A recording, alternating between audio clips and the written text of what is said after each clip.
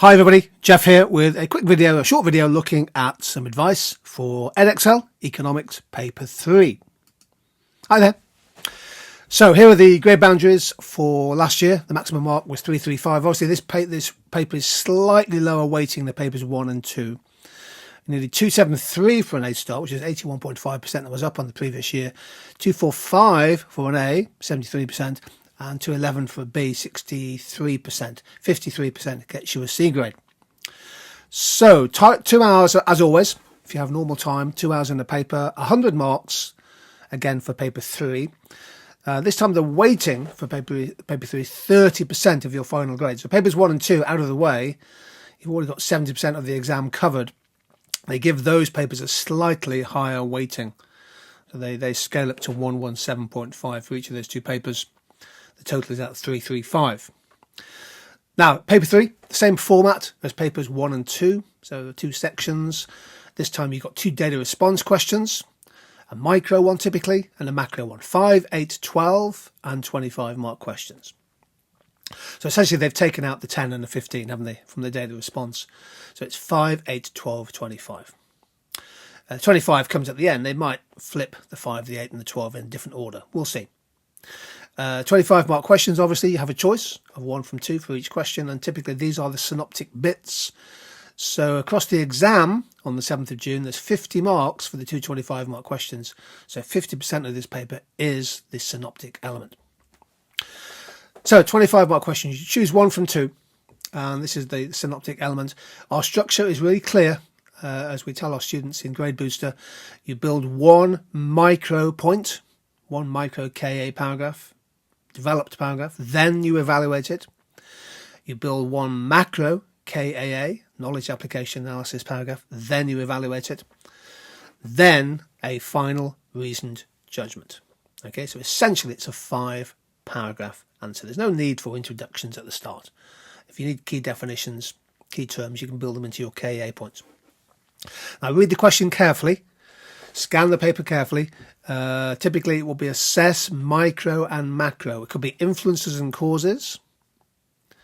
It could be micro macro effects or impacts, or it could be micro macro policies and strategies. So you need to read the question carefully. Is it cause, effect, or policy? Okay. Looking at paper 2022, paper 3, question 1. Normally, typically, question 1 has a micro focus. Markets, market failure, market structures, etc. Possibly labour markets. And normally, question 2 has a macro focus. Okay. So in 2022, this was question 21. Question 1, it's about the food delivery market. And the 225 questions there were both about effects. Evaluate the micro-macro effects of a depreciation of the pound or an increase in the minimum wage. Refer to restaurants or other food delivery services in your answer. Okay. Keep in mind, of course, for this 25 marker, you will have some context. So you can always draw from the context in your answers, as well as showing off your wider knowledge. Question 2 in 2022 was essentially about development. Kenya was the focus. Question 5 about the Lewis model. And this is where you have to really cover the entire spec because anything can be tested on paper 3. Demography, examine 2 demographic factors influencing development. Interesting. Who knows what that could be? Migration, birth rates, etc. Using the example of cut flowers, discuss how the concept of absolute advantage may lead to growth in Kenya. Use a numerical or diagrammatic analysis in your answer. Absolute advantage. And then in the 225 markers, 1 question was about effects of decreasing interest rates, and 1 was about strategies to promote development, either in Kenya or another developing economy of your choice. So this is why you have to read the questions carefully. 2023, paper 3, question 1, positive normative. Reasons for the rise in inflation. Impact of a rise in gas prices on a firm. Use a cost and revenue diagram. For a 5 marker, by the way, you'll need 2 data points. If you don't put 2 data points in, you're going to lose a mark for application. For an examen question, you need 2 data points and 2 evaluation points. They can be quite short. Obviously in question C there, you'll need to use the appropriate diagram, costs and revenues. Quite a few students will have used supply and demand, and you then build that into your KA and evaluation. And again, look at that little mix there. Evaluate the micro macro policies to reduce inequality, micro macro effects of tax cuts. The best answers, by the way, didn't just use tax cuts. They talk about different types of taxes, indirect tax, direct taxes, etc., and who are you taxing, and what, well, you know, for example, what's the scale of the tax reduction. Question 2, again, probably explain one role of financial markets. So the lesser spotted financial market question. You've got to cover everything in preparation for this exam. Examine 2 reasons why retailers in the high street tend to remain small. About this big, probably. Possible methods of price and non-price competition. And then 2 questions on effects. Micro macro effects of falling house prices. Micro macro effects of labour shortages. Quite topical stuff. In the UK or a developed economy of your choice. Good stuff. What are the examiners saying? Always worth knowing what the examiners are saying, because they've marked the papers and they then provide some feedback on the student responses. For 5 mark questions, candidates should use 2 pieces of data and evidence. Okay. Always do a kind of little sense check. Does the answer you're giving make sense given the context of the data and the question? So, you know, are you calibrating your answers to make sense? You know, you can't just make things up.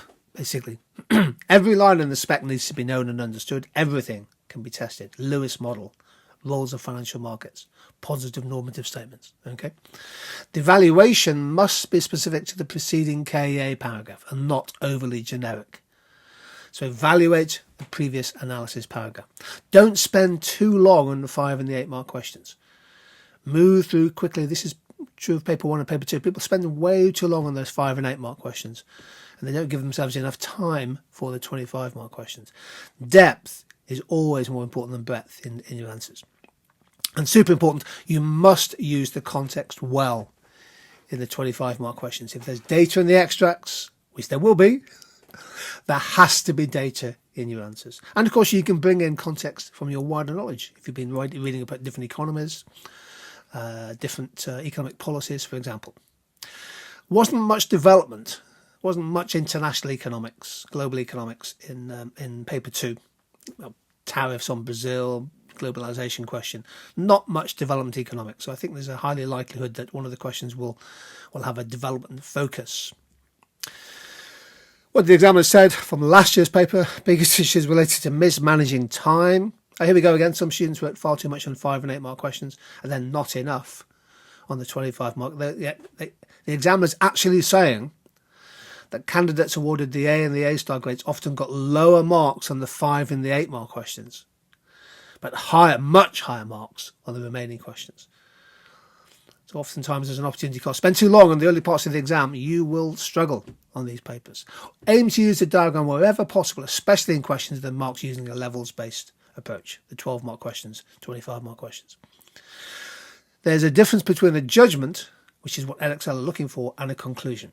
Okay, so that final reasoned judgment, which do you think is more important to micro or macro policy in the long term? You know, which is more important to macro or micro effect? Okay. Quality is better than quantity in 25 mark essays. 2 points, 1 micro, 1 macro, covered in depth and evaluated is much better than more than 2 points covered less well. Just you don't have to write many points. 1 micro, 1 macro is fine. In depth. If you've got the timing right, you will have enough time in the exam. And just if you're thinking, well, what do I write about when it's micro, macro?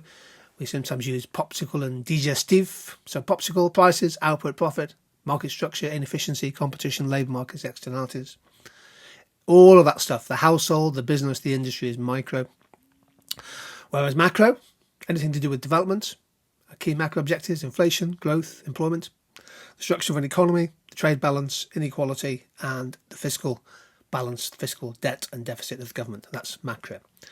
So all you have to do is just choose carefully a micro aspect and a macro aspect, and you are writing and thinking and arguing synoptically. Well done, everybody. We're almost there. I just want to wish you all the best for paper 3 on Friday.